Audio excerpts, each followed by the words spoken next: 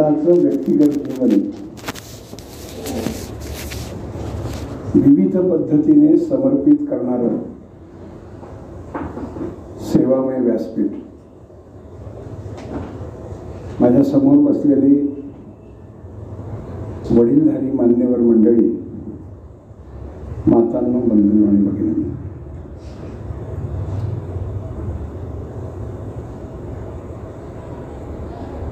बाळासाहेबांच्या स्मृतीनिमित्त त्यांना अभिवादन करता यावं आणि ते ज्या पद्धतीने माणसांना घडवत होते, माणसांशी बोलत होते, माणसांसाठी वेळ देत होते, त्याचं अल्पसं आपल्याला अध्ययन कृतीत दर्शवता आलं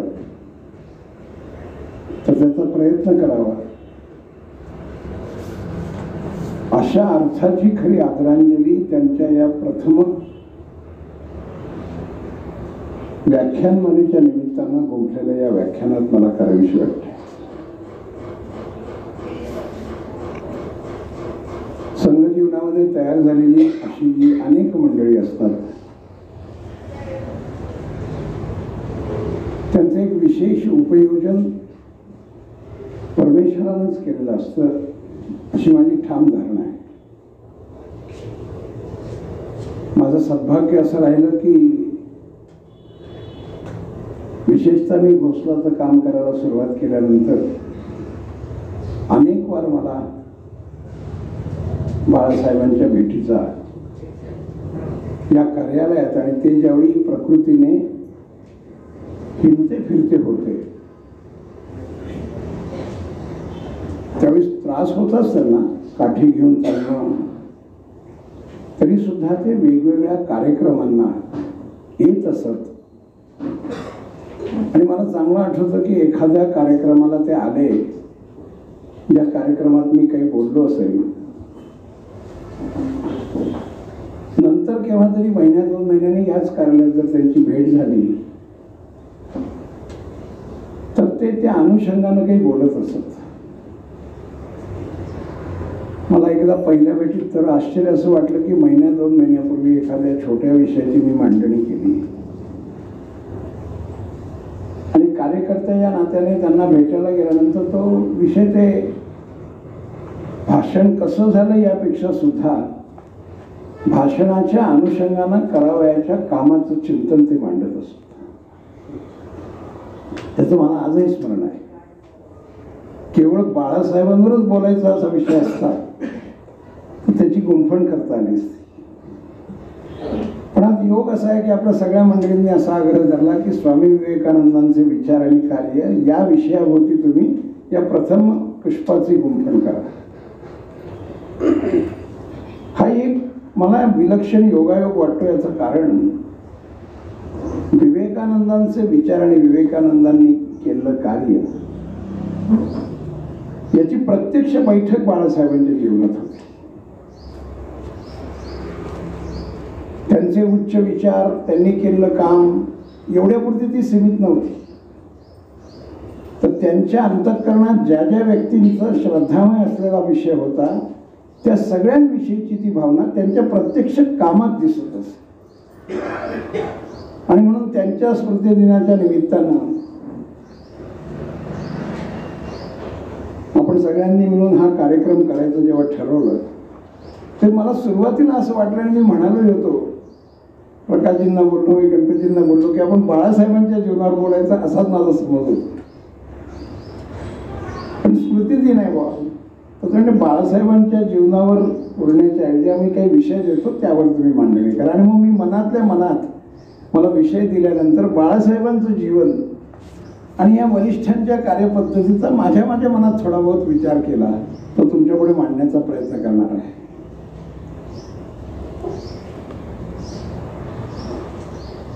भारतीय भूमीचा एक वादातीत विषय आहे. ते फार थोडे विषय असे असतात की जे विषय जागतिक पातळीवर मान्य असतात, अन्यथा त्या विषयांमध्ये नेहमी कोणत्या कोणत्या प्रकारचे मतभेद असतात. हे राष्ट्र फार पुरातन आहे, चर्चा नाही करता येत, मान्य. हे राष्ट्र श्रद्धायुक्त अंतःकरणानं घडलेलं आहे, हे पाश्चिमात्य चिंतक मान्य करतात. एक छोटीशी पुस्तिका निघाली, त्या पुस्तिकेचा फक्त संदर्भ देतो. फारच छोटी पुस्तिका आहे. 50 जागतिक दिग्गजांनी भारताविषयी 2 किंवा 3 ओळीत लिहिलेली अशी पुस्तिका आहे. त्यांना भारताविषयी काय वाटलं, आणि सगळे, कोणी सायंटिस्ट आहे, कोणी फिलॉसॉफर आहे, जागतिक, भारतातलं त्या 50 मध्ये नाव एखाद दुसरं असलं तर असतं. आणि त्या पुस्तिकेमध्ये भारताच्या चिंतनाविषयी मी जे आता मगाशी वाक्य बोललो की श्रद्धायुक्त अंतःकरण असलेलं हे राष्ट्र आहे, हे विधान भावनिक आहे असं वाटण्याची शक्यता असते. म्हणून मी खुलासा केला की अनेक तत्वचिंतक आणि वैज्ञानिकांनी हे लिहिलेलं आहे. म्हणजे आईन्स्टाईनचं हे मत आहे. आईन्स्टाईनने हे कोट केलेलं आहे. आता आईन्स्टाईनने कोट केलं असं म्हटलं की जागतिक दिग्गज असलेला हा शास्त्रज्ञ भारताच्या चिंतनाविषयी लिहितो. आणि तिसरा बिंदू असा आहे की तसा दुसऱ्या बिंदूशी जोडलेला आहे, पण तरीही थोडासा फरक करून मांडता येतो. तो असा की प्रत्येक राष्ट्राचा एक परिचय असतो. काही राष्ट्रांना आर्थिक राष्ट्र म्हणून ओळखलं जातं, काही राष्ट्र ही भौगोलिक प्रांतामध्ये युद्धभूमीवर लढणारी म्हणून राष्ट्र असतात, काही राष्ट्र स्वतःला सांभाळण्याचा आणि आपला भौगोलिक असलेला व्याप जपण्याचा प्रयत्न करत असतात. काही राष्ट्रांचं एकूण चिंतन हे त्यांच्या कल्पनेने राजकीय असतं. पण जगातलं एकमेव राष्ट्र असं आहे की ज्या राष्ट्राचं चिंतन आध्यात्मिक आहे. So India is a spiritual country beyond doubt. म्हणजे एक्सप्लेन करावं लागत नाही. आणि म्हणून मी याला शब्दप्रयोग असं करतो की जी गोष्ट युनिव्हर्सली ॲक्सेप्टेड आहे, असे हे 3 बिंदू आहेत. पुरातनता, श्रद्धायुक्त अंतःकरणता आणि आध्यात्मिकता. फार जुना संदर्भ घेऊन बोलायचं झालं तर तो एक वेगळा विषय प्रदीर्घ होईल. म्हणून मी फक्त गेल्या 150-200 वर्षाचा आढावा घेण्याचा प्रयत्न करतो. आणि तो घेण्याचा प्रयत्न करतो याचं कारण असं आहे की विवेकानंदांचं जन्मवर्ष आहे 1863 आहे. लोकमान्य टिळकांचा जन्म हा त्यांच्या अगोदर, त्याचा संदर्भ वैचारिक असल्यामुळे 1856 आहे. गांधी 1869 आहेत, सावरकर 1883 आहेत. अरविंदांचा कालखंड मोठा आहे, पण अरविंदांचा आणि विवेकानंदांचा असलेला प्रभाव हा असलेला कालखंड सुद्धा 1850 नंतर, आणि अरविंदांच्या बाबतीत तर तो 1950, फार जुना नाही आहे. आणि यांची भाकीतं वर्तमान कालखंडात जागतिक पातळीवर हळूहळू सिद्ध होत चाललेली आहेत. जेव्हा वैचारिक अधिष्ठान फार लांबचं पाहू शकतो आणि ज्यावर आपल्याला विश्वास ठेवणं कठीण जातं, याचं कारण असं आहे की असं काहीतरी म्हणतायत बाहेर. म्हणजे मी एकच संदर्भ देतो फक्त. मला पडलेली 5 स्वप्ने असं अरविंदांचं एक भाषण आहे. ते उत्तरपड्याचं भाषण आहे, ज्याच्यानंतर अरविंदांचं सगळं जीवन हे पूर्णपणे आध्यात्मिक आहे. इतकं आध्यात्मिक आहे की अरविंदांचं जे चिंतन आपण वाचतो ते मी माझ्यापुरतं विधान करायचं झालं तर अरविंदांचं चिंतन मला नीट उमगत नाही. तर त्यांचं इंग्रजी इतकं प्रभावशाली आहे की डिक्शनरी घेऊन बसलो तर 25 शब्द तरी कमीत कमी एका पानात आणतात नेमका अर्थ कळायला. असं इंग्रजी. आणि याच्यात मी अजिबात अतिशयोक्ती करत नाही. आपण कॉन्शियसनेस हे पुस्तक अरविंदांचं वाचा, त्याचा चैतन्याचा भाव असं मराठी भाषांतर झालेलं आहे. मराठीच कळणं अवघड आहे, इंग्रजी त्यांचं इतकं प्रभावशाली आहे. आणि हे मी ज्यांची आता मालिका मांडली, या मालिकेमध्ये राष्ट्रीय स्वयंसेवक संघाची 1925 साली स्थापना झाली आहे. पूजनीय डॉक्टर, पूजनीय गुरुजी पासून तर आता आपल्या संघाचा आता आपण 100वे वर्ष साजरं करणार आहोत. हा एक वैचारिक असलेला आध्यात्मिक प्रवासाचा या देशाचा गेल्या साधारणपणे 150-200 वर्षही जरा जास्त होतील, 150-200 वर्षाचा इतिहास आहे. आणि या इतिहासाचं दुसरं एक वैशिष्ट्य असं आहे, आपल्याला आठवत असेल कदाचित, आताच आपण व्हॉट्सअपवरही ऐकलं असेल पुष्कळदा, पूजनीय सुदर्शनजींचं एक भाषण आहे. मला योगावर त्या भाषणाला हजर राहण्याचा योग होता. ते संभाजीनगरच्या एका वर्गात झालेलं आहे आणि ते जाहीर प्रगट चिंतन जेव्हा होतं समाजासाठीचं, त्या प्रगट चिंतनात त्यांनी मांडलेलं आहे. उत्थान और पतन अशा अर्थाचा विषय त्यात आहे. आणि त्यात त्यांनी असं भाकीत केलं या सगळ्या चिंतनातून की येणाऱ्या कालखंडामध्ये भारतीय चिंतन हे जागतिक चिंतनावर आपला सुयोग्य असा प्रभाव निर्माण करेल आणि मानवी जीवनावर परिणाम निर्माण करेल. प्रभाव आणि परिणाम याच्यामध्ये एक वेगळं अंतर आहे. प्रभाव हा तात्कालिक असतो, परिणाम हा कायमस्वरूपी असतो. परिणाम बदलला तरी तो प्रभावानंतरचा असल्या कारणामुळं परिणामामध्ये सखोलता असते, प्रभावामध्ये प्रासंगिकता असते. नुसताच प्रभाव नाही या विचाराचा. म्हणजे विचाराचा प्रभाव याचा अर्थ काय, तर स्वामी विवेकानंदांचं 11 सप्टेंबरला एक भाषण झालं, ज्या भाषणाने सगळं जग दिग्मूढ झालं. आपल्या सगळ्यांना ते भाषण माहिती आहे. हा झाला त्या भाषणाचा प्रभाव. पण आईन्स्टाईनने नंतरच्या कालखंडात स्वामीजी गेल्यानंतर असं म्हटलं की विज्ञानाची अनेक सूत्र वेदांतामध्ये अंतर्भूत आहेत आणि ती विज्ञानाची सूत्र आपल्याला वेदांताच्या साहाय्याने उलगडून सांगू शकतात. आईन्स्टाईन हे जास्त वेगळं वाटायला लागतं. असा हा परिणाम आहे स्वामीजींच्या मृत्यूनंतरचं भाषण आहे आईन्स्टाईनचं. आता ही जी सूक्ष्मता आपल्या देशाच्या बाबतीत आहे ती खूप वेळा परिस्थितीनिहाय सामाजिक जीवनामध्ये तेवढी प्रतीत होत नाही.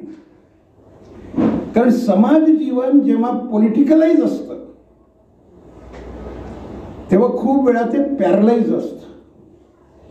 सकाळी उठल्यापासून संध्याकाळपर्यंत जर झोपताना विचारलं तर माणसं सर्वसाधारणपणे घरातल्या घरात गप्पा करताना, तुम्हाला कळलं का इलेक्शनच्या तारखा जाहीर झाल्या, कळलं का अजून काही इथलं सीट अलॉट नाही झालं, याच्यावर चर्चा जास्त करतात. ते स्वाभाविक असतं, कारण ते सारखं समोर येत असतं, सारखं दिसत असतं, ऐकत असतं, कुठेही गेलं तरी जाणवत असतं. हे जे आहे सूक्ष्म चिंतन आहे. या सूक्ष्म चिंतनाचा जो प्रभाव असतो तो फार विलक्षण असतो.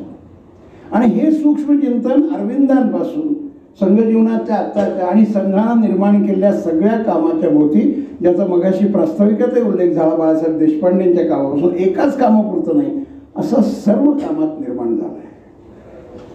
आणि विवेकानंदांच्या विचाराची एक वेगळी दृष्टी, ती कार्यान्वितता, ते प्रत्यक्ष स्वरूप हे आपल्या कामामध्ये, आपल्या विभिन्न कामामध्ये आपल्याला जाणवतं. विवेकानंदांच्या जीवनाचं आपण जर ढोबळ मानाने विभागणी केली तर विवेकानंदांचं जीवन स्वामी ठाकूरजी म्हणजे रामकृष्ण परमहंस भेटेपर्यंत बुद्धी नावाच्या विषयाच्या भोवती बांधलेलं आहे. विज्ञान नावाच्या चौकटीभोवती आहे. परमेश्वरावरच्या विश्वासावर त्यांचा विश्वास नाही, असं आहे स्वामीजींचं जीवन. याची पुष्कळ उदाहरणं आहेत. मी एकच सांगतो फक्त त्यातलं. 1880 साली इंग्रजीचे प्राध्यापक हेस्टी ज्या वर्गामध्ये एक वर्ड्सवरची कविता शिकवत होते त्या वर्गात नरेंद्र विद्यार्थी म्हणून हजर होता, जेव्हा त्याचं वय 17 वर्षाचं होतं. मी 17 हा आकडा आवर्जून अशासाठी सांगितला की विवेकानंदांचं एकूण आयुष्य 39 वर्षाचं आहे. त्यामुळे 17 या आकड्याचं वेगळं मोल आहे 39च्या पार्श्वभूमीवर. आणि त्या प्राचार्य हेस्टी वर्ड्सवरची कविता शिकवताना असं म्हणाले की हा कवी निसर्गाचं वर्णन करणार आहे, पण निसर्गात रममाण झालेला आहे, तो तादात्म्य पावलेला आहे. ते बोलण्याच्या ओघामध्ये त्यांनी त्याचं इंग्रजी वर्णन करता करता असं वर्णन केलं की त्याला एक समाधी अवस्था प्राप्त झाली आहे. हा शब्द प्राचार्य हेस्टींचा आहे. आणि नरेंद्र वर्गात प्रश्न असा विचारतो, मला तुमचा शब्द काही कळला नाही, तुम्ही काय स्पष्ट केला? तर तादात्म्यता म्हणजे काय, समाधी लागणं म्हणजे काय? माणसं प्रामाणिक असले की फार चांगलं उत्तर देतात. मी गमतीत असं नेहमी विधान करतो की मी शिक्षक असतो आणि एखाद्या विद्यार्थ्याने मला असा प्रश्न विचारला असता तर बहुधा मी असं सांगितलं असतं, हा परीक्षेचा प्रश्न नाही आहे, नंतर भेटू आपण. मला माहितीच नाही तुम्ही काय उत्तर द्यायचं. प्राचार्य एसटींचं उत्तर फार प्रामाणिक आहे. ते असं म्हणाले की मी हा खुलासा तुला बेताचा करू शकतो. तुला जर हे मूलभूत समजून घ्यायचं असेल तर कलकत्त्याच्या दक्षिणेश्वरच्या मंदिरामध्ये एक अशिक्षित असलेले सामान्य पुजारी, ज्यांच्याविषयी मी ऐकून आहे, रामकृष्ण परमहंस त्यांचं नाव आहे, ते शिकलेले नाहीत आणि काली मातेची पूजा करतात, त्यांना भेटलं तर तुला या प्रश्नाचं उत्तर मिळेल. आता विचार बघा, मी माझी पण विचार कार्य अशी करत करत आपल्या कामाशी जोडण्याचा प्रयत्न करतोय. खुद्द नरेंद्रने असं म्हटलेलं आहे, मी हा जाणीवपूर्वक एकेरी उल्लेख करतोय. BA वर्गाच्या आदल्या वर्षात शिकत असलेला हा नरेंद्र त्यावेळी असं म्हणतो की मी अनेकांना भेटलो, दिग्गजांनी मला समजावून सांगण्याचा प्रयत्न केला, पाश्चिमात्य जीवनातल्या अनेक तत्ववेत्यांचा मी अभ्यास केला आणि केलेलाही होता. मी इंग्रजी, संस्कृत, बंगाली अनेक भाषांमधून हे सगळं वाचण्याचा प्रयत्न केला. भारतीय चिंतन मी वेदांपासून समजून घेण्याचा प्रयत्न केला. माझ्या प्रश्नाचं मला उत्तर यांच्यापैकी कोणीच देऊ शकलं नाही. एक सामान्य पुजारी कसा देईल? जे अशिक्षित आहे असं तुम्ही म्हणतात. आणि मी मुद्दामून एक उल्लेख करतो, खूप चांगल्या गोष्टीचा योग यावा लागतो. हे सांगितल्यावर साधारणपणे 8 महिने पूर्वाश्रमीचे नरेंद्र, नंतरच्या आयुष्यात झालेले विवेकानंद हे रामकृष्ण परमहंसांना भेटायला गेले नाहीत. विचार नावाचा विषय बुद्धी नावाच्या विषयाशी जोडलेला असतो. हा बुद्धीचा एक मोठा गैरसमज आहे.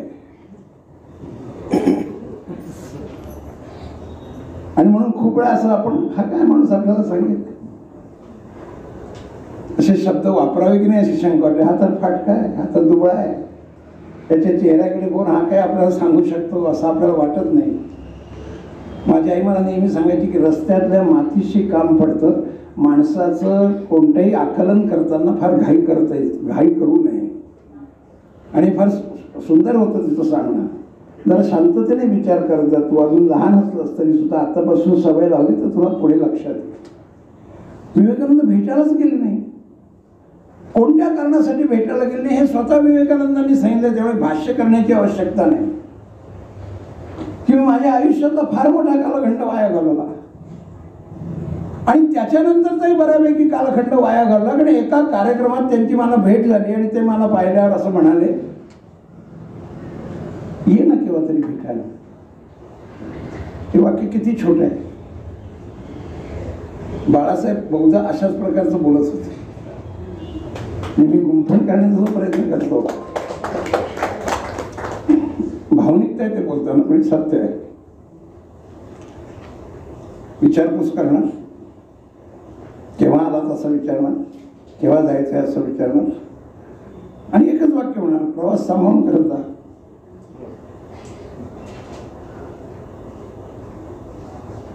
कोणत्या गोष्टीचा माणसाच्या मनावर प्रदीर्घ परिणाम असतो.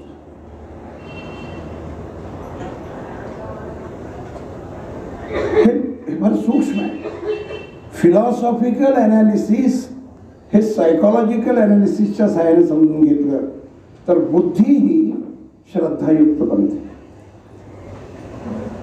आणि बुद्धीला श्रद्धायुक्तता अतिशय आवश्यक आहे. अशी श्रद्धायुक्तता ज्या बुद्धीत नाही, त्या बुद्धीमध्ये एक वेगळ्या प्रकारचा विषय स्वाभाविक निर्माण होतो, अगदी स्वाभाविक निर्माण होतो. असं त्यांच्याही जीवनात झालं. मला भेटत जा, आता मला भेटत जा या वाक्यात काय ताकद असेल. म्हणून मी ते बाळासाहेब विधान सांगितलं, प्रवास सांभाळून करत जा. म्हणजे ज्यांनी आयुष्यभर वेडे वाकडे प्रवास केले, हे सूक्ष्म आहे फार. त्याचं मग कशी एका वाक्यात उल्लेख आला. माणूस ही इन्व्हेस्टमेंट करण्याची सगळ्यात मोठी गोष्ट आहे. आणि ज्या गुंतवणुकीचा कॉमर्सच्या भाषेत, मी कॉमर्सचा असल्याने सांगायचं असेल तर रिटर्न मोजता येत नाही असं आहे. मला असं वाटायला लागल्यानंतर मी केव्हा तरी त्यांच्याकडे गेलो, असं स्वतः नरेंद्र म्हणतात. मी भेटायला गेलो नाही. इथे जी वयानं म्हणजे सगळ्यांसाठी पण जे ज्येष्ठ आहेत त्यांना मी सांगण्याचा मला अधिकार नाही. वीरा करंदीकरांचं पुस्तक आहे, 2 पुस्तक आहेत. एक पुस्तक आहे विवेकानंद, ते पुस्तक आहे विश्वमानव विवेकानंद, ते 3 खंडात आहे. फार अप्रतिम ग्रंथ आहे. पुन्हा पुन्हा वाचावा तरी कंटाळा येऊ नये. फार थोड्या गोष्टींना अवीट गोडी असते असा ग्रंथ आहे. आणि एक त्यांचं पुस्तक आहे रामकृष्ण परमहंस आणि विवेकानंद. हे खूपच म्हणजे मनाला असं अलगद स्पर्श करणारं पुस्तक आहे.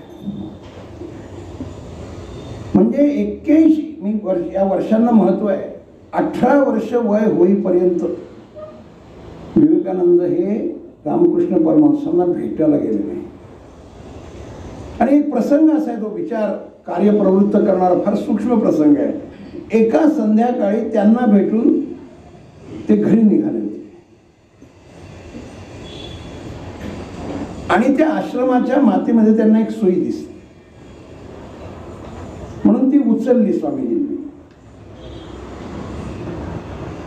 आणि उभे होते रामकृष्ण परमहंस. आणि ते पुढे गेल्यानंतर वळून त्यांनी पाहिलं आणि ते सुई परत द्यायला आले, कोणाला टोचू नये अशा अर्थात. परत देताना त्यांनी सुई हातात ठेवली. तर रामकृष्ण परमहंसांचं विधान असं आहे, सुईला गंज चढला तर ती लोहचुंबकाकडे आकर्षित होत नाही. स्वतः स्वामीजींनी लिहिलेलं आहे. नवा एक कोट स्वामीजी लिहिलेलं कॉमन. नव्या भारताच्या मोहिमेची योजना या शीर्षकाखाली स्वामीजींच्या 5 भाषणांचा समावेश आहे. त्यात या प्रसंगाचा उल्लेख करताना ते असं म्हणाले की मी निघालो, मला त्या वाक्याचा अर्थ नीट समजेना. खूप विचार करताना माझ्या असं लक्षात आलं की माझ्या बुद्धीला फारच गंज चढलेला असल्या कारणामुळं ती चांगल्या गोष्टीकडे आकर्षित होण्याची चिन्ह नसावीत असा संकेत देण्याचा बहुधा स्वामीजींच्या मनात विचार असावा. असं बोलले नाहीत, असं बोलले नाही तरी त्यांना असं लक्षात आलं विवेकानंद नावाच्या व्यक्तिमत्वाची निर्मिती, याचे काही अल्प प्रसंग सांगता येईल. त्यांची आई आहे भुवनेश्वरी देवी अगोदर. रामचंद्र पंत म्हणून त्यांचे मामा आहेत, त्यांचाही एक त्यांच्या जीवनात फार मोठा रोल आहे. एका प्रसंगात आहे, फार महत्वाचा आहे पण तो आहे घरगुती. आणि रामकृष्ण परमहंसांचा तर त्यांच्या जीवनावर इतका मोठा परिणाम आणि प्रभाव आहे की त्यांचं स्वतःच 1900 सालातलं भाषण आहे. म्हणजे त्यांच्या मृत्यूच्या 2 वर्ष अगोदर त्या भाषणात ते असं म्हणतात की माझ्या आयुष्यातून माझे गुरुदेव जर वजा केले तर माझे आयुष्य म्हणजे मोठे शून्य आहे. शून्य असं वाक्य नाही आहे. मी ते माझ्या सवयीनुसार त्याची उकल करण्याचा प्रयत्न करतो. एखादी गोष्ट सर्जिकली जर बारकाईने पाहिजे तर 2 सर्जन बसणारे तिथे, तर तिची अशी उकल केल्यानंतर ते बाहेर ऑपरेशन थिएटरमधून आल्यावर त्याचं जे सांगतात हे ठीक झालं, हे योग्य झालं, काळजी करू नका वगैरे वगैरे, ते उकल करत असतात. तसंही ते विधान आहे, याचं उकल जर मोठे शून्य याचा अर्थ मी उशीर केला भेटायला. म्हणजे विचार ऐकल्यानंतर कार्याला उशीर करायचा नसतो, हा विवेकानंदांच्या विचाराचा पहिला पैलू आहे आणि तो त्यांनी प्रमाणित केलेला आहे. आणि 81 सालाचं महत्व अशासाठी आहे की 15 ऑगस्ट 1886 हे रामकृष्ण परमहंसांच्या देहावसानाचं वर्ष आहे. मी मगाशी जे पूजनीय सुदर्शनजींच्या एका व्याख्यानाचा उल्लेख केला प्रगट चिंतनाचा, त्या चिंतनात ते असं म्हणाले होते की 1836 हे त्यांचं जन्मवर्ष आहे. 50 वर्षाचं आयुष्य त्यांचं रामकृष्ण परमहंस. 86 हे महानिर्वाण दिन वर्ष आहे. 36 पासून 250 वर्ष मिळवले तर 2011 येतात. आणि आपल्या शास्त्रामध्ये 250 वर्षानंतर अशा व्यक्तीच्या विचारांचा प्रभाव सुरू होण्याचा कालखंड सुरू होतो. आपण आता म्हणू शकतो 2024ला की तो 2011चा 2014 पासून सुरू झाला. आणि आता जागतिक पातळीवर आहे. म्हणजे आता असं मानण्याचं कारण नाही की मी आत्ताचं माझं विधान विद्यमान पंतप्रधानांच्या भोवती किंवा विद्यमान पक्षाभोवती केलं आहे. 17 मे 2014चा गार्डियनचा अंक आहे. गार्डियन हे अत्यंत निपक्षपाती असलेलं लंडनमधलं एक दैनिक आहे. 16 मेला निकाल लागलाय त्या वर्षी आणि गार्डियनने अग्रलेख लिहिला आहे. आणि त्या अग्रलेखाचं एक वाक्य असं आहे की for the first time in India after it independence the Hindu view is going to be established by the person to whom you have elected. हे गार्डियनने लिहिलेलं आहे. म्हणजे हिंदू व्ह्यू नावाचा विषय विचारांच्या परिणतीला कोणत्या वर्षी कसा सुरू होईल. मी एक विधान केलं 1836 पावणे 200 वर्षाचं. 2013 हे 150 वर्ष पूर्ण होणारं विवेकानंदांचं वर्ष आहे. म्हणून सार्ध शताब्दी आपण साजरी केली 2013ला. इन बिटवीन 1963ला विवेकानंदांची जेव्हा शताब्दी झाली त्यावेळेला पूजनीय गुरुजींनी तत्कालीन माननीय सरकार्यवाहांना सांगून की तुमच्याकडे विवेकानंद नावाचा विषय सुपूर्द करतो, आपण तामिळनाडूत जाऊन आणि तिथे जाऊन असं एक चिरंतन स्मारक निर्माण करा. आणि माननीय एकनाथजी गेले आणि 1972 साली व्ही व्ही गिरी राष्ट्रपती असताना त्यांच्या अध्यक्षतेखाली तो कार्यक्रम होऊन विवेकानंद शिला स्मारक लोकार्पणित झालं. मी वर्ष सांगण्याचं कारण मुद्दामून असं आहे की या सगळ्या चिंतकांची काही समान धारणा असलेली ही वर्ष आहे. आणि सुदैवानं तुम्ही आम्ही आता त्या कालखंडात आहोत. विचाराचं हे दर्शन वैश्विक पातळीवर मान्य होत असलेला हा कालखंड आहे. मान्य झालेला मी म्हणत नाही आहे, होत असलेला म्हणजे त्याची आता प्रोसेस आहे. It's in pipeline. पण त्याचा नंतर एका विशिष्ट फ्लोने बाहेर येणार आहे. मगाशी मी त्याचा उल्लेख केला अरविंदांची 5 स्वप्ने. ही जर बारकाईने वाचायची असतील म्हणजे बारकाईनेचा अर्थ तर प्रत्येक स्वप्नांच्या विषयीचा उल्लेख तर प्राचार्य शिवाजीराव भोसलेंचं जागर असं एक पुस्तक आहे. त्याच्यात ह्याच शीर्षकाखाली लेख आहे. आणि त्याच्यात त्या 5ही स्वप्नांना असं एखाद्या प्रश्नाचं आपण उत्तर द्यावं ना 1, 2, 3, 4, 5 ते भाषण फार प्रदीर्घ आहे. पण त्या भाषणातलं सूत्र घेऊन हा पहिला मुद्दा हा दुसरा मुद्दा असं घेऊन ते लिहिलेलं आहे. तेही या सगळ्या चिंतनाशी जोडलं गेलेलं आहे. आणि म्हणून विचार नावाचा विषय विचारपूर्वक आपल्या कामासाठी निवडावा लागतो.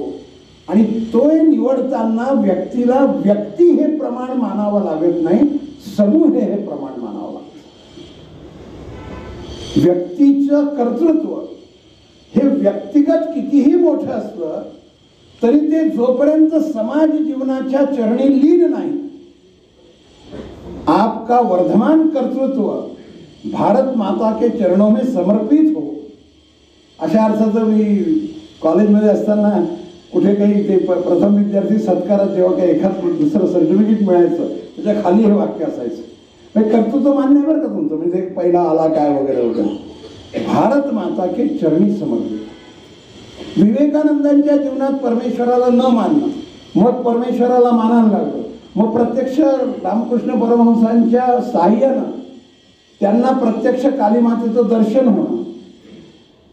रामकृष्ण परमहंस त्यांना देवीच्या पूजेसाठी पाठवतात आणि काहीही मदत करत नाही आणि देवीची पूजा करून विवेकानंद बाहेर येतात. त्या रामकृष्ण त्यांना विचारतात की तू काय मागणं केलं. व्यक्तिमत्व आणि विचार याच्या शब्दभोवतीचं हे उदाहरण घेतं.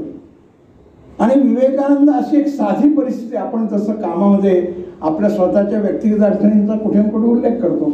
वडिलांचा मृत्यू झालाय, घरामध्ये सगळं सर्वत्र अडचण आहे, घरात पैसे अजिबात नाहीत, खोटं बोलून या शब्दाचा अर्थ सांगतो. खोटं बोलून म्हणजे असं माझं जेवण झालंय, मी मित्राकडे जेवलो आहे, कारण घरामध्ये तेवढे अन्न नाही. याचं विवरण फार मिळत नाही आपल्याला. एकदा वैतागानं रामकृष्ण परमहंसांकडे विवेकानंद येतात आणि असं म्हणतात की मला आता कंटाळा आलाय, मला या परिस्थितीतून तुम्ही बाहेर काढा. उत्तम गुरु किंवा उत्तम मार्गदर्शक हा कसा असतो? आणि मी पण तुला परिस्थितीतून बाहेर काढणार. ती माता बसते ना, तिच्या दर्शन घे, प्रार्थना कर, तुला काय सांगायचं ते तिला सांग, ती पूर्ण करणार आहे. ती काली मातेची उपासक आहे. आणि 3 वेळा विवेकानंद जातात. पूग सहस्त्रबुद्धेंचं विवेकानंदांची ज्ञान समाधी असं एक छोटंसं पुस्तक आहे, 25 पानाचं, फार सुंदर पुस्तक आहे ते. त्या पुस्तकात ते असं म्हणतात की 3 वेळा ते गेले आणि बाहेर आल्यावर रामकृष्ण मागितलं का तू, म्हणजे तू काय परिस्थिती बदला वगैरे काय सांगायला गेला होता ना? तर ते म्हणतात नाही, मी विसरलो म्हणले. घडवण्याच्या प्रक्रियेचं सूत्र हा विचाराचा आत्ताचा बिंदू आहे. तू तर स्मरणशक्तीची बक्षीस मिळवलीस, बरं तू विसरलास का? पुन्हा एकदा प्रयत्न कर. म्हणजे विसरलास का याच्यावर तुला एवढे लक्षात राहत नाही का? तू तर स्वतःला फारच हुशार समजतो असं नाही म्हटलं. कारण मग राग येऊ शकतो, स्वतः होऊ शकतो, अभिमान जागृत होतो वगैरे वगैरे. पुन्हा प्रयत्न कर. 3 वेळा घडल्यावर ते विचारतात, तू प्रत्येक वेळी मागितलं नाही तर काय मागितलं?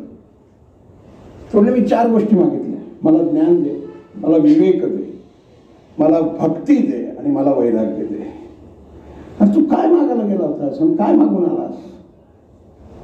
तुला तुझ्या जीवनाचा अर्थ 3 वेळच्या या उत्तरानंतर समजला का? कार्यकर्ता येतो, भेटतो, निवास करतो.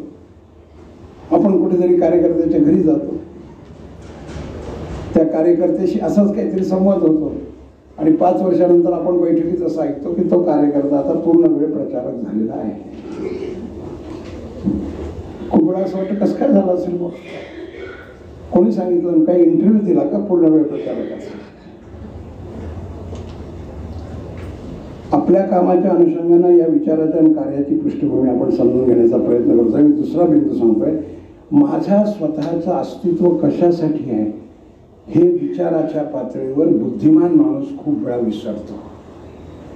कसं विसरतो? त्याला त्याचं कर्तृत्व मोठं वाटतं. त्या कर्तृत्वामुळे त्याला एक वेगळा अहंकार येतो. त्या अहंकारामध्ये तो अनेक गोष्टी विसरतो. त्याचं मोठेपण विसरत नाही. लौकिक अर्थाचं त्याला वाटणारं मोठेपण, असा या मोठेपणातला अर्थ आहे. आणि त्यामुळे तो त्या कर्तृत्वाच्या साहाय्याने त्याच्या जीवनाच्या अंतिम बिंदूकडे येतो. तोपर्यंत त्याला जीवनाचं आकलनच होत नाही. यांचं सद्भाग्य असं झालं की अरे असं तुला दर्शन होतं, तू हे वागतोस. मग तुझा जन्म हा कशासाठी आहे लक्षात घ्या. आयुष्याचं एक प्रयोजन असतं. हे विधान तुमच्या आमच्या प्रत्येकाच्या आयुष्याला लागू आहे.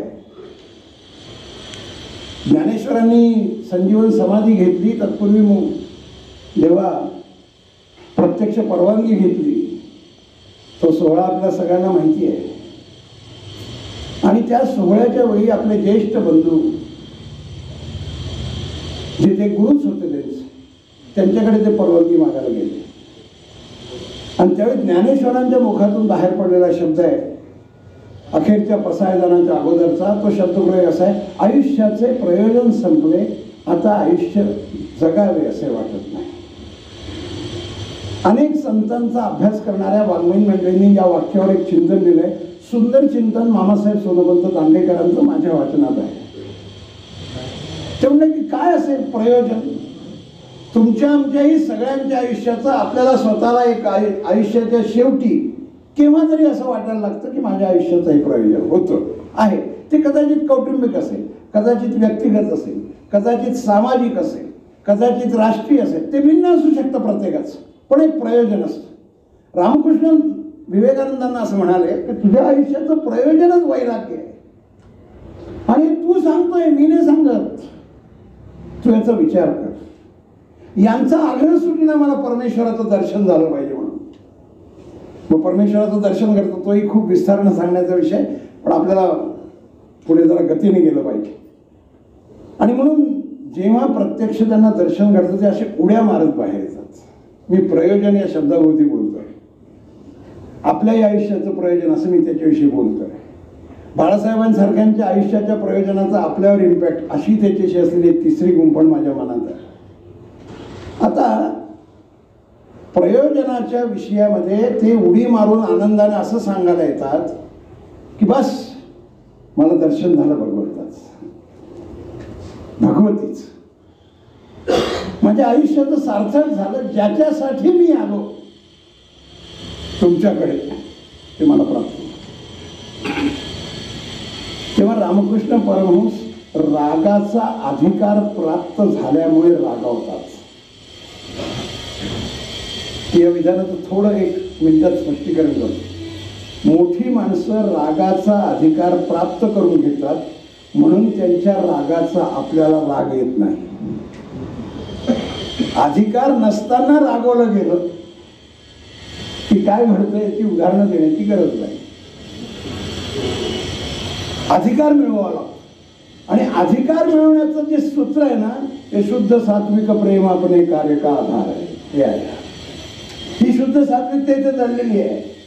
इथे आपल्याला पाहायला मिळते.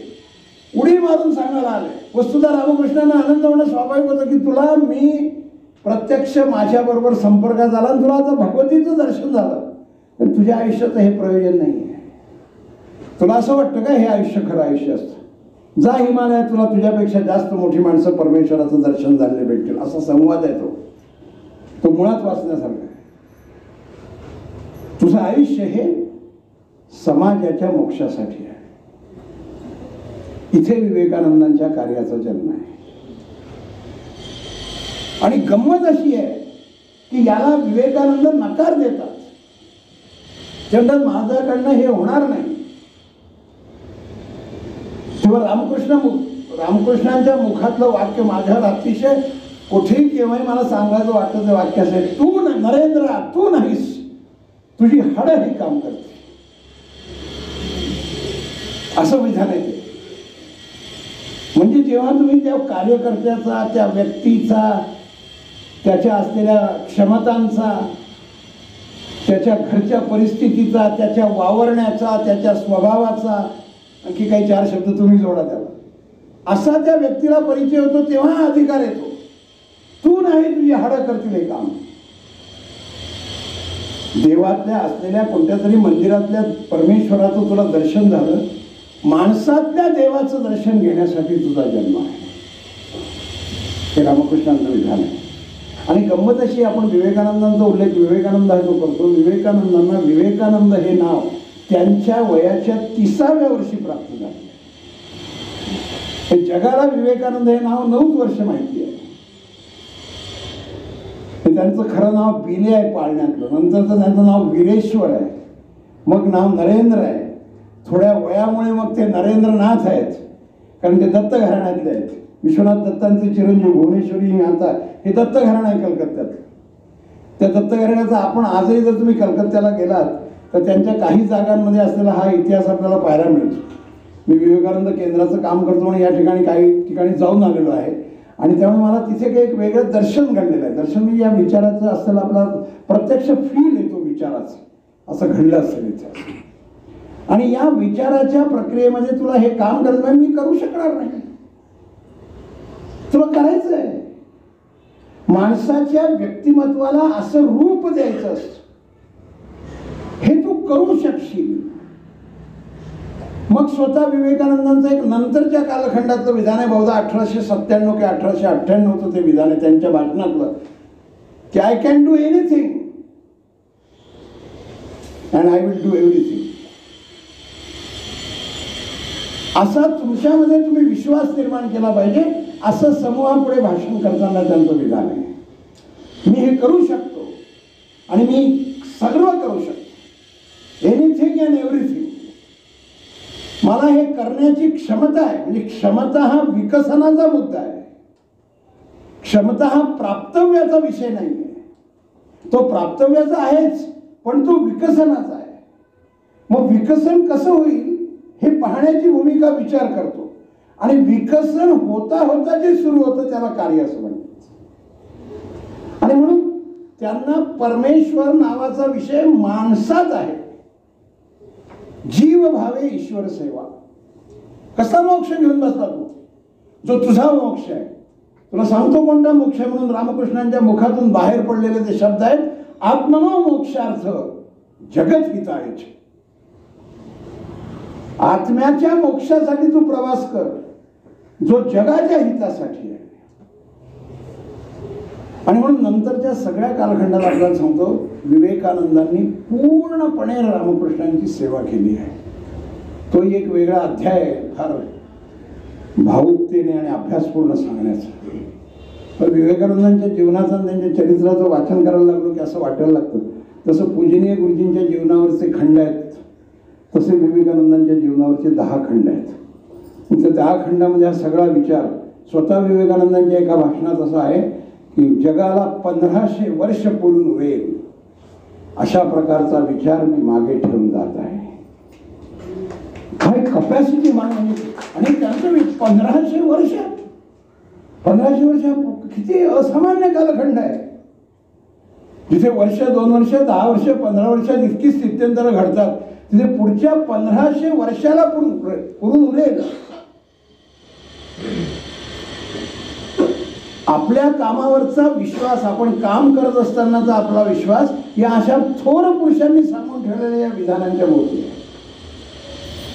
आणि जेव्हा ते सेवा करतात, रामकृष्ण परमहंसांना घशाचा कॅन्सर आहे, त्यांना बोलायला मनाई आहे, ते म्हणतात अरे देहाचे किती चोचले करायचे, हा देह कधीतरी जाणारच आहे. ते फार मुळात वाचण्यासारखं आहे.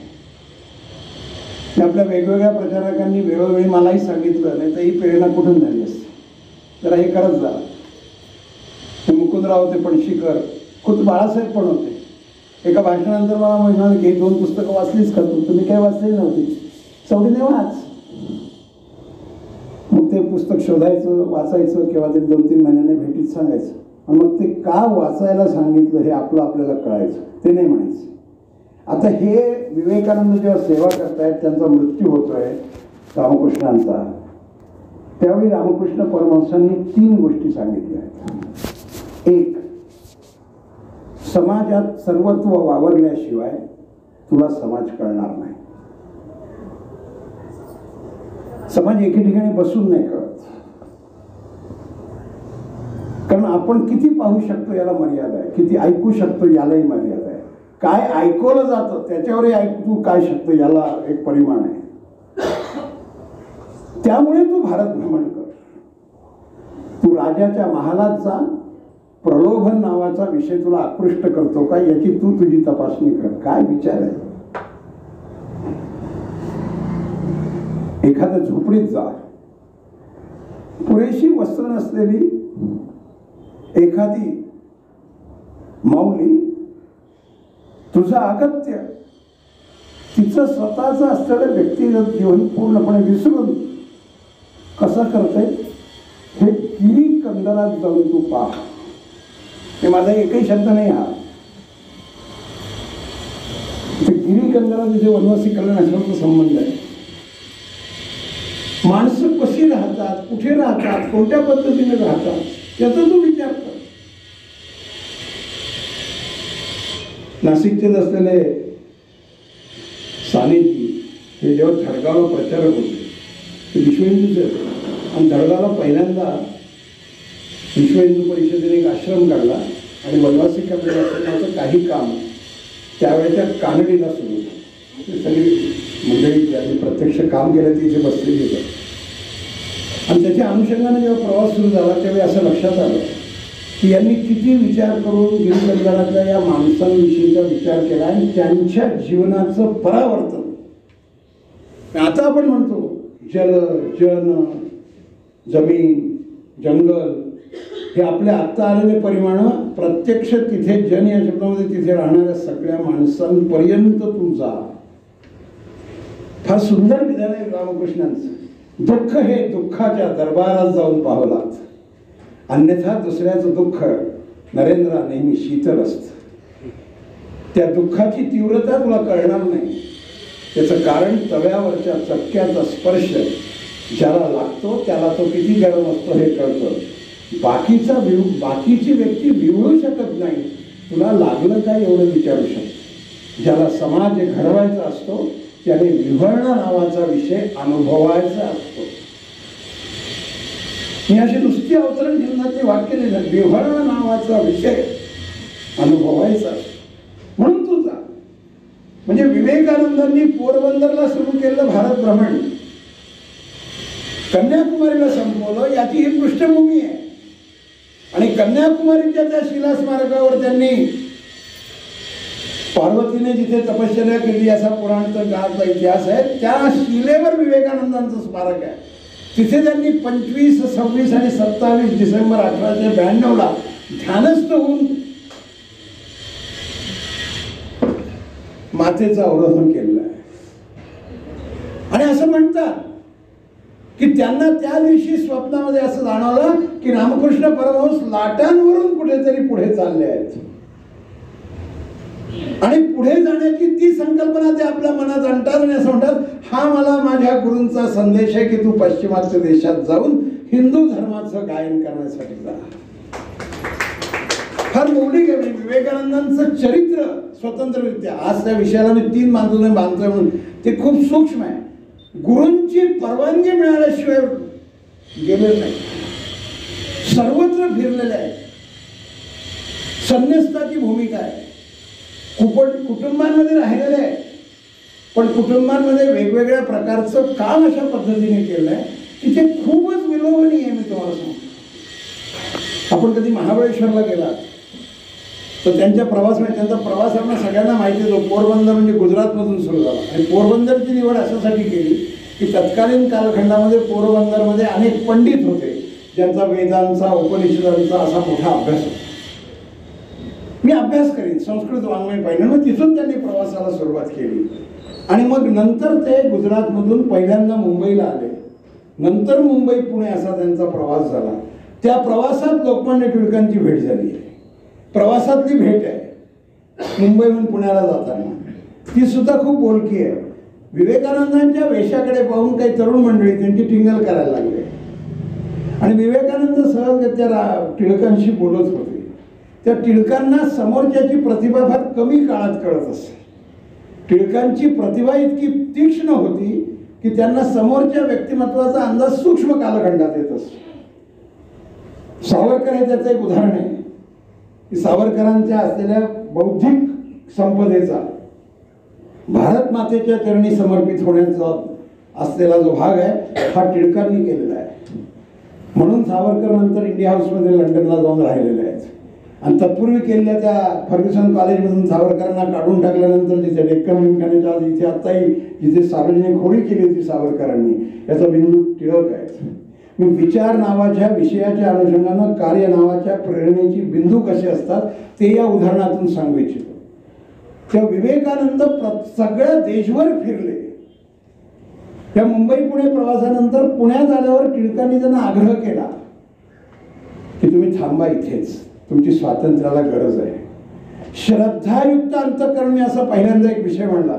विवेकानंद म्हणाले मला थांबायला फुरसत नाही आता, कारण संन्यस्ताने एके ठिकाणी थांबायचं नसतं, सांगितलेलं करायचं असतं. का सांगितलं हे विचारायचं नसतं, जमेल की नाही हेही पाहायचं नसतं. ही सगळी वाक्य प्रचारकांना लावून पहा. म्हणजे हे बोलायला नको खरं, पण हे कसं आहे म्हणजे हे एकंदर रसायन कसं आहे आणि त्याच्या सगळ्या भूमिकेशी कसं जोडलं आहे हे नसतं बघायचं. म्हणजे एकनाथजींचं जे सेवा साधना पुस्तक आहे आणि एकनाथजींचा जो उल्लेख आहे तो इतका आश्चर्यकारक आहे. मी आश्चर्यकारक शब्द मुद्दाम वापरतो. एका दिवसात,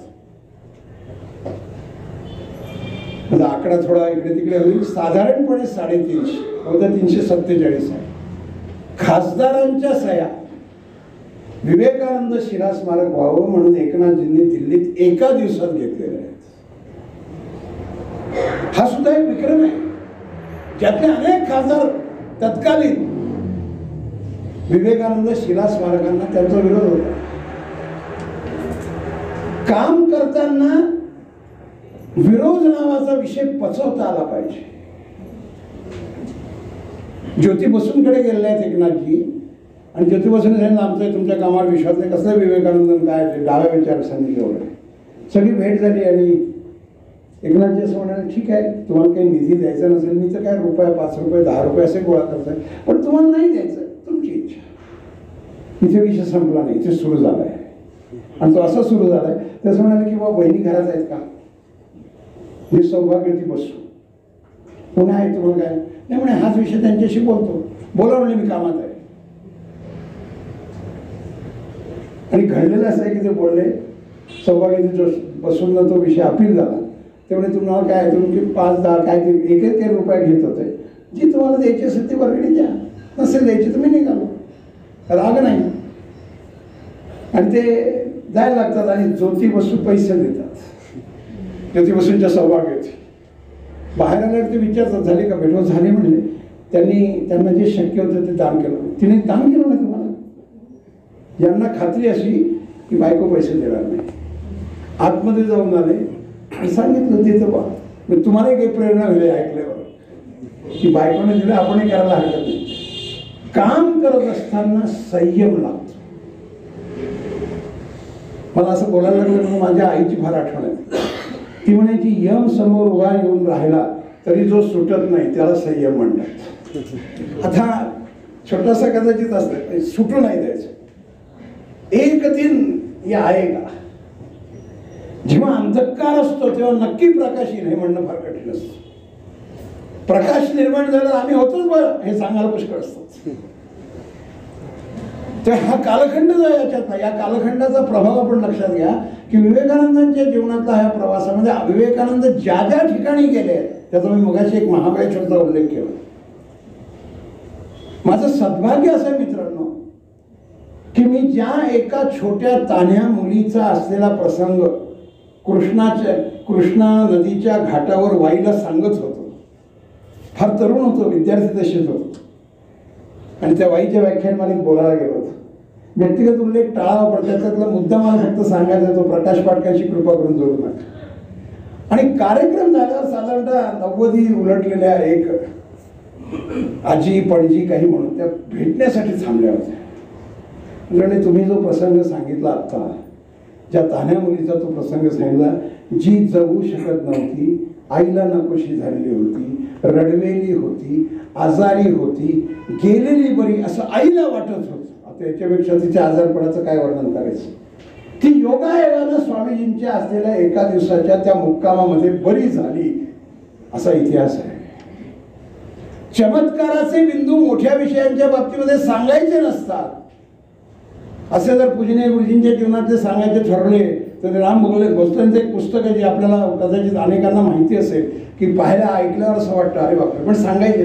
ज्याला काम करायचं आहे त्या काम करण्याचा पहिला बिंदू असा असतो की मला अनामिक राहता आलं पाहिजे. रंग रूप व असो गंधही यातील माझे काही नाही.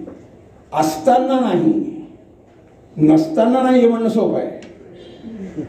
रंगरूप व असो गंधही यातली कुठलीच क्वालिटी माझी नाही. तुझी नाही ना, माझी नाही. अनामिकता हा कार्याचा सगळ्यात मोठा गुणधर्म आहे. हे तू कोणाला सांगू नकोस असं तेजासिंग पेरुमलला लिहिलेलं. तेजासिंग पेरुमलला साधारणतः 100 पत्र लिहिलेत विवेकानंदांनी. स्वामी विवेकानंदांची पत्रे असा एक 2000 पानांचा ग्रंथ आहे आणि त्याच्यात साधारण 2000च्या आसपास कदाचित थोडी जास्त, कारण पत्र केवढं असतं त्या काळातलं. अतिशय उत्तम पुस्तक आहे. स्वामी विवेकानंदांची पत्रे हाच एक बोलण्याचा विषय होऊ शकतो. आणि त्या विषयामध्ये त्यांनी प्रतिपादन करताना तेजासिंग पेरुमलला असं म्हणतात, अरे मी निराश झालो असलो तरी मला निराश होताना हे घडणार नाही असं वाटत नाही. हे मी कदाचित करू शकणार नाही. हे शिकागोच्या अलीकडच्या प्रवासात तेजासिंग पेरुमलला लिहिलेलं पत्र आहे. त्या पत्रात ते असं लिहितात की मी कदाचित करू शकणार नाही, पण हे घडल्याशिवाय राहणार नाही. हा जो आत्मविश्वास आहे, हा आत्मविश्वास आपल्या देशापुरता आहे आणि गुरूंकडून आलेल्या परंपरेत आहे. हे सगळं विवेकानंदांनी आपल्या संबंध, तुम्ही बघा 1886 नंतर सातत्याच्या प्रवासात 90ला सुरू केलेला प्रवास 92 सालापर्यंत. म्हणून गुरुजींच्या जीवनाच्या 66 वर्षाच्या सगळ्या प्रवासाचं वर्णन असं करतं की दर 6 महिन्याला सबंध देशाचा प्रवास. आणि एक लक्षात घ्या, ज्यांनी ज्यांनी भारत भ्रमण केलं त्यांना त्यांना हा समाज नीट समजला. समर्थ रामदास हे त्याचं एक उदाहरण आहे. आणि त्या कालखंडात भ्रमण इतकं अवघड होतं की त्याच्याविषयी न बोललेलं बरं. छत्रपती शिवाजी महाराजांच्या जीवनातल्या अनेक प्रसंगांमध्ये मठामधले असलेल्या अनेक मंडळींनी छत्रपतींना मदत केल्याचा उल्लेख वाचायला मिळतो. भारत भ्रमण इथूनच गेले टाकळीहून.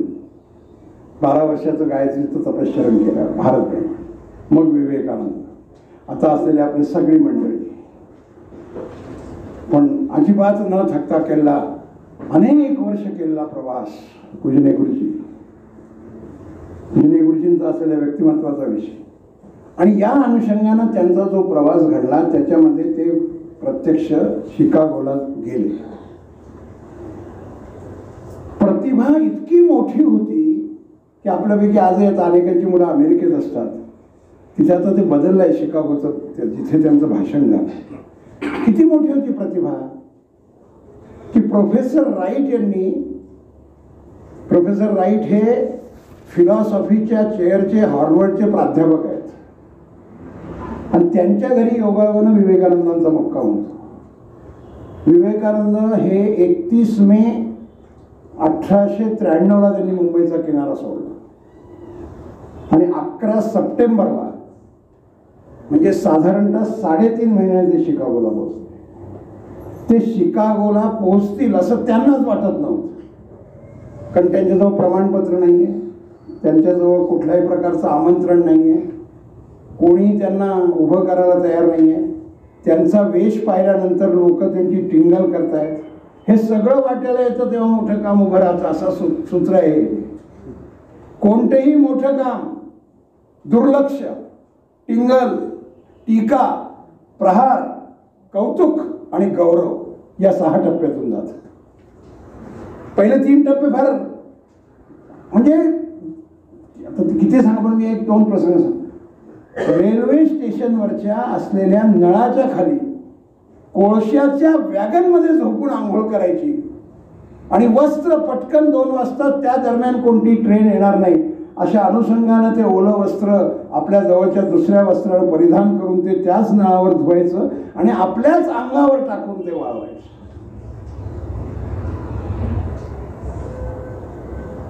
कोणी जेवायला द्यायला तयार नाही. मेरी नावाची एक महिला अशा फ्लॅटमध्ये उंचवर असलेल्या तिच्या असलेल्या खालच्या कचऱ्याच्या बॉक्समध्ये ब्रेडचे तुकडे टाकलेले असताना ते बसलेले पाहते आणि त्यांना असं वाटतं की हा समोर बसलेला मनुष्य जरा वेगळा दिसतोय.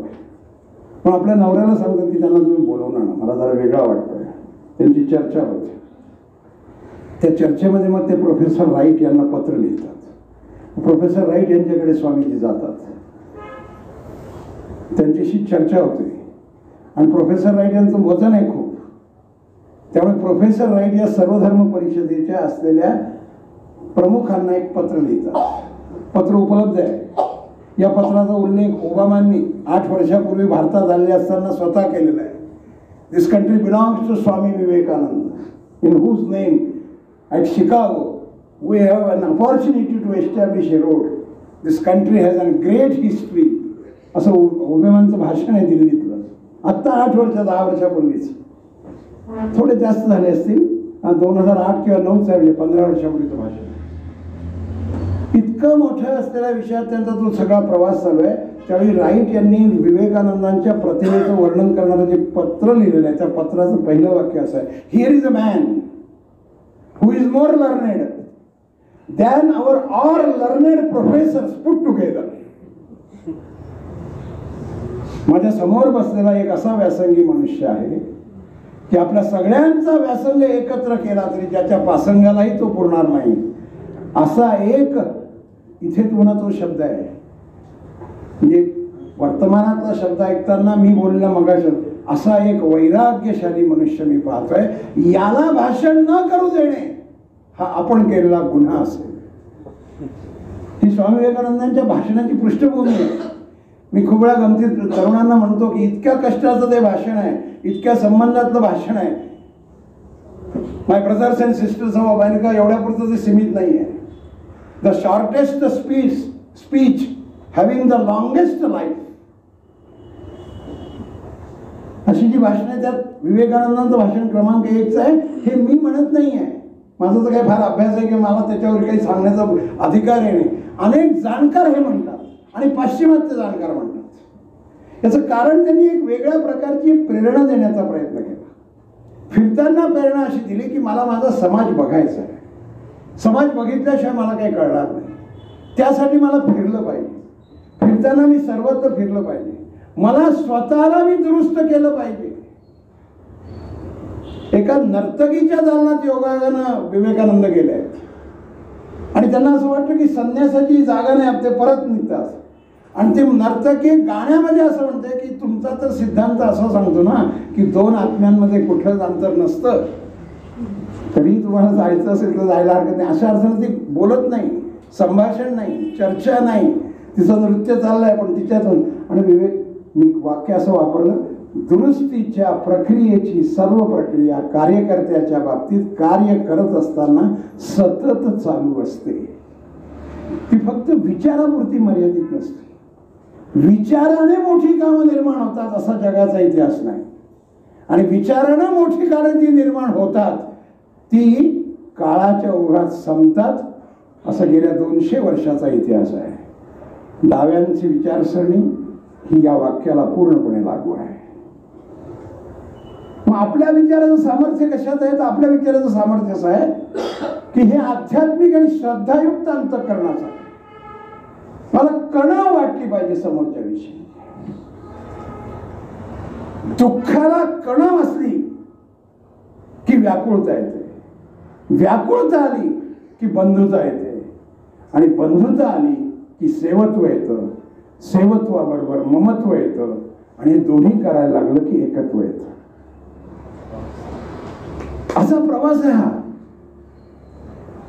या प्रवासातलं हे एकत्व म्हणजे खूप वेळा स्वामी विवेकानंदांच्या त्या भाषणाला युनिव्हर्सल ब्रदरहूड म्हणून साजरं करतात.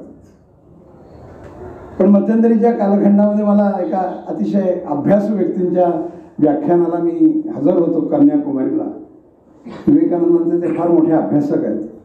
नावही सांगतो तुम्हाला. त्या संघाचे ज्येष्ठ प्रचारक जे केरळला जाऊन राहिले, ज्यांनी हिंदूंच्या स्पिरिट संबंधीचं इंग्रजी आणि त्यानंतर मराठीत भाषांतर झाली 3 खंडातली पुस्तकं लिहिली, ते पी परमेश्वरन.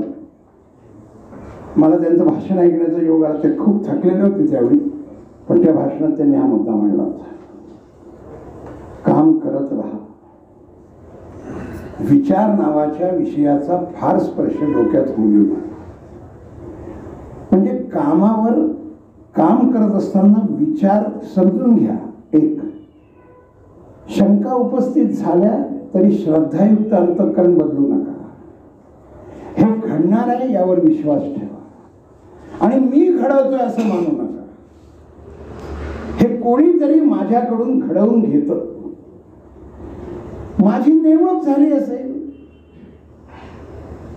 आणि माझी नेमणूक झाली असेल असाही स्पर्श न करता, कारण मग तो कोणाचा मी त्याच्यासाठी काहीतरी करतोय, म्हणजे तो आणि तू वेगळा आहे असं तू मानतो. आणि म्हणून ब्रदरहूडचा अर्थ तो दुसरा कोणीतरी आहे आणि मी कोणीतरी आहे असा नाही. तो आणि मी एकच आहे, याला अद्वैत म्हटलेलं आहे.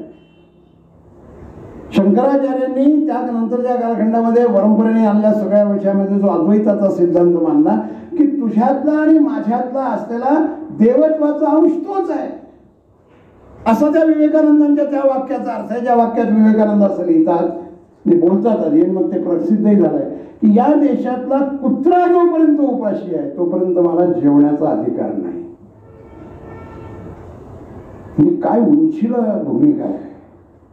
मला सर्व येते असे समजणे गैर आहे. मी जेव्हा कोणाजवळ तरी जातो तेव्हा मला त्याला सांगण्यापेक्षा त्याच्याकडून शिकण्यामध्ये खूप काही असतं. दी मास्टर ॲज अ सॉ हिम हे पुस्तक आहे भगिनी निवेदितांचं. भगिनी निवेदिता विवेकानंदांच्या मृत्यूनंतर 9 वर्ष भारतात राहिले आहे. हे ख्रिस्ती धर्मप्रचारकाची असलेली मुलगी आहे, आणि साधारण वयामध्ये असलेला अंतर लक्षात घेतलं त्या 44व्या वर्षी गेलेल्या आहेत, आणि 1911 साली गेलेल्या आहेत. त्यांचं स्वतःचं एक पुस्तक आहे, द मास्टर ॲज अ सॉ हिम. या पुस्तकामध्ये 3-4 प्रसंगांचा उल्लेख आहे. मी पटकन ते सगळे प्रसंग सांगण्याचा प्रयत्न करतो. त्यांची पहिली भेट ही लंडनच्या शाळेत झाली आहे, ज्यावेळी या त्या लंडनच्या शाळेच्या मुख्याध्यापिका आहेत. आणि 1893 ते 1896 नंतर विवेकानंदांचा प्रवास हा लंडन मार्गे भारतात झाला आहे. ते थोडे दिवस लंडनला थांबले आहेत. त्यांचं तिथे भाषण झालं आहे, ते यांच्या शाळेत झालं आहे. भाषण शिक्षणावर आहे आणि त्यात ते 3 वाक्य बोलतात. Education is a process of cultivation of mind. एक वाक्य. Education is a process of understanding a person and to develop him by understanding him. दुसरं वाक्य. आणि तिसरं वाक्य, please remember that everything is not with you to teach to the others. Accept it that there are much more things to learn from others. आणि त्यांनी राजीनामा दिलाय. हे भाषण ऐकलं आणि राजीनामा दिला आणि असं सांगितलं की मला तुमच्यावर यायचं आहे, तुम्ही सांगाल ते काम करेल. माणसांच्या कामाची पद्धत पहा. असं तत्कालीन प्रभाव, असा मी शब्द एक मगाशी प्रभावाबद्दल बोललो. विवेकानंद त्यांना सांगितलं असं करू नका, तुम्ही ख्रिस्त धर्माचंच काम करा. काय विशालता आहे बघा तुम्ही. त्या म्हणतात मी राजीनामा देते, मी तुमच्यावर येते, तुम्ही सांगाल ते काम करते. या देशात करते, तुमच्या देशात करते, तुमचं जे म्हणणं असेल तिथे मी करायला जायला आहे. आणि ते बोलता बोलता असं म्हणतात की तुमच्या देशातल्या महिला खूप अशिक्षित आहेत, त्यांना शिक्षणाची फार जरूर आहे, तुम्ही तिथल्या शाळा चालवेल. हेतू प्रामाणिक आहे. तिथे विवेकानंद असं म्हणतात, तुम्ही त्यांना जरूर शिकवायला जा, पण तुम्ही त्यांना शिकवायला जाल आणि तुमच्या असं लक्षात येईल. इथे आपलं वनवासी कल्याण आश्रम बाळासाहेब आपल्या कामाची गुंफण या शब्दाशी ती अशी आहे की आपण तुम्ही शिकवायला त्यांना जा, तेव्हा तुमच्या असं लक्षात येईल की शिकवण्यासारखं जितकं तुमच्याकडे आहे त्याच्यापेक्षा जास्त शिकण्यासारखं आहे. आणि हे यातली म्हणजे सगळी वाक्य त्या व्यक्तीची आहे.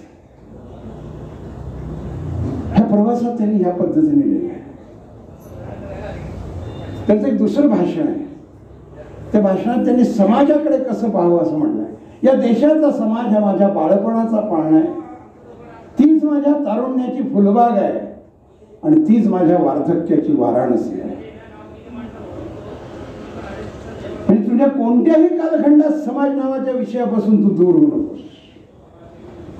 हा माझ्या बालपणाचा पाळणा आहे. तुला काय बालपणात काय करतो, तू पाळण्यात आहे ना. याचा अर्थ असा की या समाजामुळे मी मोठा होतोय. कोणीतरी मला कडेवर घेतलं, कोणीतरी मला खेळवलं, कोणीतरी माझ्यासाठी काहीतरी केलं. आणि शब्दही फार सुंदर वापरलाय. तारुण्याची फुलबाग आहे, तारुण्यात त्याचं आकर्षण आहे, आणि वार्धक्याची वाराणसी आहे.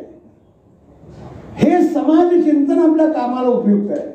म्हणून मी जाईन, म्हणून मी भटकेन, म्हणून त्या ठिकाणी फिरेल, 4 लोकांना फिरेल, वेगवेगळ्या ठिकाणी जाईल आणि त्रासाबद्दल बोलणार नाही, त्रासाबद्दल कथन करणार नाही, त्रास नावाचा विषय सांगणार नाही. त्रास हा सहन करायचा असतो, अशी त्रासानं आपल्याला शिकवलेली भूमिका आहे.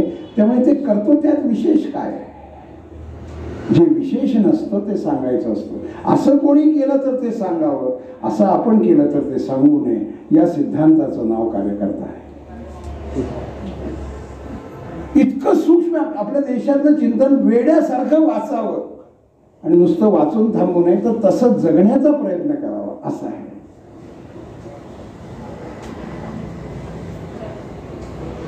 त्याचं एक आणखी वाक्य आहे. वैचारिक वाक्यांनी ऊर्जेचा उल्लेख करत जात आहे. प्रदीर्घकाळ म्हणजे एका सलग व्याख्यानमालेत हे बोलावं काही दिवसांच्या, असा विषय. ते वाक्य फार छान आहे, मला फार आवडतं ते वाक्य. ते वाक्य असं आहे, पत्रकारांनी विचारलं, पत्रकारांचं कामच असतं ते भारतात उतरले, बोटीवरून उतरले.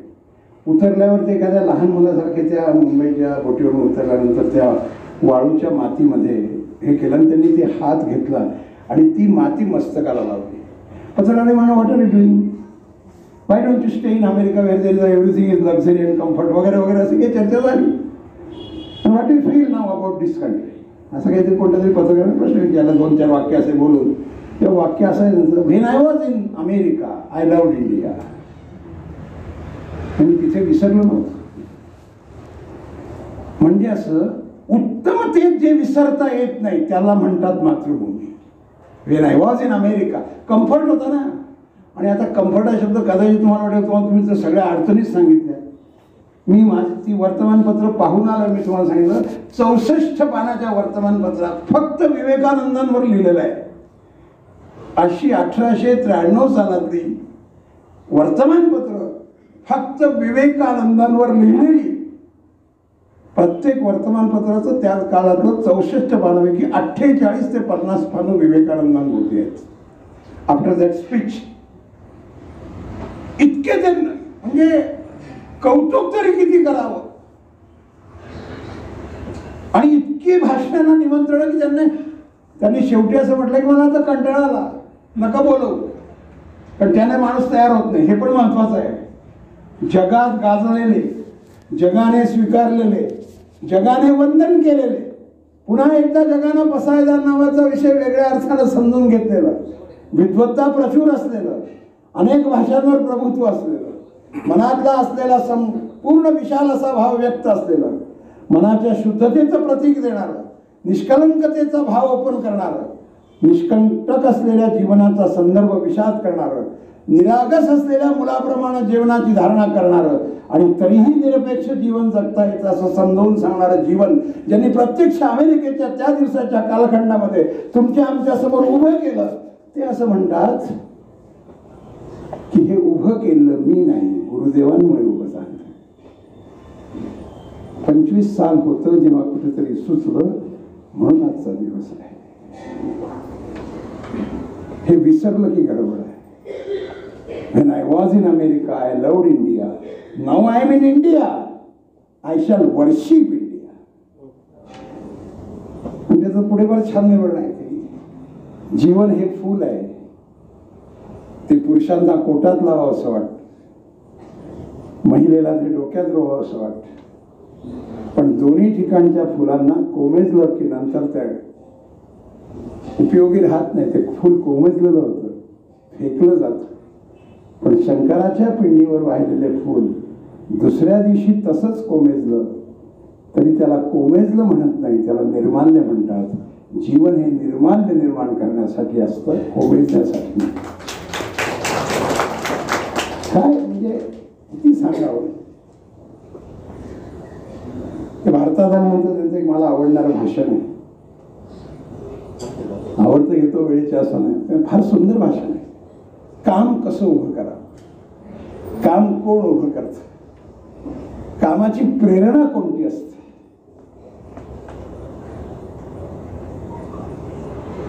कार्यकर्त्यांना उद्देशून तो विचार आहे आणि तो कार्यान्विततेचा आहे. तो प्रचारकांच्या जीवनात, बाळासाहेबांच्या जीवनात पाहायला मिळतो. असा मी समग्र असलेलं एकत्रित ते विधान सांगण्याचा प्रयत्न करतो. हे भाषण इंग्रजीतलं आहे. मी त्यांचं मूळ वाक्य इंग्रजीत सांगतो आणि त्याच्या जोडीला ते वाक्याचं विवरणही करत चालतो. मोठी कार्य कशी उभी राहतात, विचार नावाचा विषय त्याचा वक्ती कसा असतो, हा त्या भाषणाचा केंद्रबिंदू आहे. Take up one idea. कोणतीही एक कल्पना घ्या आणि जगा. कोणती एक कल्पना या शब्दाचा मला समजलेला अर्थ असा आहे, कोणतंही एक काम निवडा आणि त्या कामावर जगा. Take up one idea. म्हणून मी ते इंग्रजी मराठी ते विवेकानंदांना अभिप्रेत आहे. Think of that idea. फक्त त्याच गोष्टीचा विचार करा. मी इंग्रजी एक शब्द बोलायला विसरलो. Think of that idea only.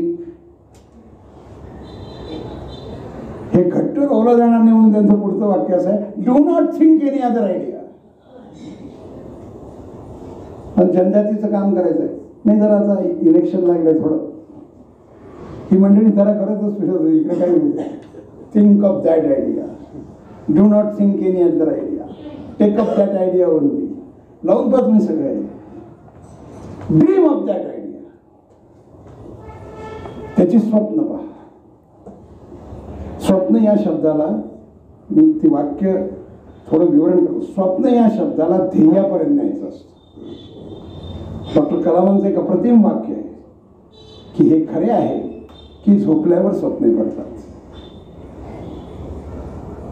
पण अशी झोपल्यावर पडलेली जी स्वप्न असतात ती निर्मितीची केंद्रबिंदू नसतात.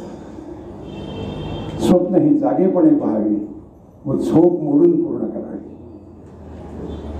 अशी झोप मोडून पूर्ण करणारी स्वप्न, ड्रीम ऑफ दॅट आयडिया, हा माझा देश आहे, त्याचा मला अभिमान आहे. इथे असेल किंवा नसेल, याची देही याची डोळा मी पाहीन किंवा पाहणार नाही, पुन्हा एकदा याच भूमीचा जन्म घेईन. आपलं तर नाशिकचं काळाराम मंदिर आहे ना, त्या काळाराम मंदिराच्या दक्षिण बाजूला एक खांब आहे. त्या दक्षिण बाजूच्या खांबाला कवी गोविंद दरेकर बसत असत आणि ते इथे त्यांच्या पुढे जे ठेवलेलं असायचं त्याच्यात आपल्या महिला मंदिरात गेल्या रामाला की काहीतरी, काय पूर्वीची पद्धत होती, काहीतरी गहू घेऊन जायचे, तांदूळ घेऊन जायचे, डाळी घेऊन जायचे, तिथे टाकत असत. हे गोविंद दरेकर हे अपंग आहेत. हे ते सगळं गोळा करायचे आणि सगळं गोळा करून इथून ते भगूरला पाहिजे. ज्यावेळी सावरकरांच्या सौभाग्य होते आणि त्यांच्या वहिनी तिथे राहत होते, कुणी पुरुष घरात नव्हतं. त्या तिघी नावाचा एक अंक नाटक प्रसिद्ध झालं आहे, इथे तुम्ही ऐकलं असेल, पाहिलं असेल, मला कल्पना नाही, पण ते आमच्या एका जवळच्या कार्यकर्तीने लिहिलेलं आहे आणि खूप सूक्ष्म अभ्यास केला आहे. तो आणखी वेगळा विषय, पण तिथे ते जायचे आणि सगळे वेगवेगळ्या प्रकारचे आरोप प्रत्यारोप ऐकून परत यायचे. एका विषण्ण अवस्थेमध्ये त्यांच्या मनातून एक काव्य निर्माण झालं आहे. ते माझ्या मगाच्या शब्दाशी जोडलेलं आहे. मगाचा मी विचार असा मांडत होतो, मी आता जगेन, जगणार नाही, पाहणार नाही, या जीवनात शक्य आहे, शक्य नाही, पुन्हा एकदा येईन आणि मी ते पाहीन. अशी दृढ निष्ठा पाहिजे त्या स्वप्नावर, त्या कामावर, त्या विचारावर. Dream of that idea. त्या गोविंद दरेकरांचं पंक्ती अशा आहेत, ते कंटाळतात आणि असं म्हणतात, जुनी इंद्रिये जुना पिसारा सर्व झडणार, नव्या शक्तीचे नव्या तनूचे पंख मला फुटणार. म्हणजे मी जाईल, नव्या शक्तीचे नव्या तनूचे पंख मला फुटणार. जाईन, हा देह जाईल, उडत उडत पंख मला फुटणार, उडत उडत रडत रडत मी प्रभुपाशी जाणार. ही कविता मला त्यावेळी ते गुरुजी शिकवायचे, ते असं म्हणायचे, रडत रडत कशासाठी, उडत उडत ठीक आहे, का म्हटलं रडत रडत, तेवढे रडत रडत अशासाठी की मी आता माझ्या जीवनात इतका सगळा प्रयत्न करून या देशाला स्वातंत्र्य नाही मिळालं ना, रडत रडत मग मी प्रभुपाशी जाणार, स्वतंत्र तिजला खरा म्हणून मी तच्चरणी पडणार. हे ड्रीम आहे. स्वप्न असा शब्द घेऊन ध्येयात ते स्वप्न परिवर्तन करणारी माणसं कशी तयार होतात. Take up one idea, think of that idea only, do not think any other idea, dream of that idea, let your muscles, bone, brain and blood be that idea. ही शरीरातली सगळ्यात महत्वपूर्ण घटक आहेत. विचार नावाचा विषय तुमच्या रक्तवाहिन्यातून, धमन्यातून व्हायला पाहिजे. तो कार्य करताय, ते कार्य. Brain and blood be that idea, bone and brain be that idea. असा कार्य करतात आणि त्यांचं पुढचं विधान असं आहे, this is the only one way. Vivekananda विधान आहे म्हणजे त्याला ताकद आहे. This is the only one way how the great spiritual giants can be created, who will be recognized as the real sons of this particular soil. असे माणसं निर्माण होतील की जी या भूमीसाठी आपलं आयुष्य देतील. ती फक्त या प्रक्रियेतून निर्माण होतात. जीवनामध्ये समाजासाठी आणि राष्ट्रासाठी करण्याचा संकल्प बिंदू आपल्या मनात केला म्हणजे बाळासाहेबांच्या स्मृतीला वंदन आहे. एक कविता आहे ना, मुक्या मनाने किती उधळावे शब्दांचे बुडबुडे, तुझे पोवाडे गातील पुढती तोफांचे चौघडे, अतुल धैर्यही अतुल शौर्यही अतुल तुझे सारे, शब्द संपले श्रमली लेखणी परिवर्णना पुढे. असं ज्यांच्या बाबतीत असतं त्यांच्या बाबतीत त्यांच्या गुणगानाला वंदन करायचं असलं तर ते कृतीने करायचं असतं, त्या क्षमतेने करण्याचा प्रयत्न करायचा असतो. आजचा दिवस ती क्षमता आपल्यात निर्माण होण्याचा संकल्प दिवस आहे. संकल्पामध्ये विकल्प आल्याशिवाय राहणार नाहीत, परंतु संकल्प सिद्धीस पोहोचल्याशिवाय राहत नाही. जेव्हा let your brain muscles and bone and blood be that idea होतं. असं माझ्यासारख्यावरचा संस्कार बाळासाहेबांच्या असलेल्या कामातून आणि विवेकानंदांच्या या विचारातून आपल्या पुढे व्हावा, असं त्यांच्यापुढे नतमस्तक होऊन सांगताना मला नाही असं वाटतं की जेव्हा कृती करायची असते तेव्हा शब्दांना विराम द्यायचा असतो. कारण शब्द हे गिरणारे असतात, कृती ही जगणारी असते. शब्द नावाचा विषय हा तात्कालिक असतो, कृती ही चिरकाल असते. कृतीला वंदन केलं जातं, कृती लक्षात ठेवली जाते, माणसं विसरली जातात. त्याच्यासाठी 5 गोष्टींची आवश्यकता असते. 1 स्वतः अनामिक राहणं, 2 त्या विचारावर श्रद्धा असणं, 3 सेवायुक्त अंतःकरणानं सदैव सेवा करणं, 4 अहंकार निर्माण होणार नाही याची काळजी घेऊन त्याग करणं, आणि समर्पण नावाच्या विषयाचा संकल्प मनात घेऊन जगणं. अशा प्रकारच्या विचाराच्या कार्याच्या भोवती आपण सगळ्यांनी एकत्र येण्याचा विचार या दिवशी करावा, असं विवेकानंदांच्या विचाराच्या भोवती आपल्या कामाची बांधणी करताना मला असं वाटतं. आणि जेव्हा कृतीला सुरुवात करायची असते तेव्हा शब्दांना विराम द्यायचा असतो.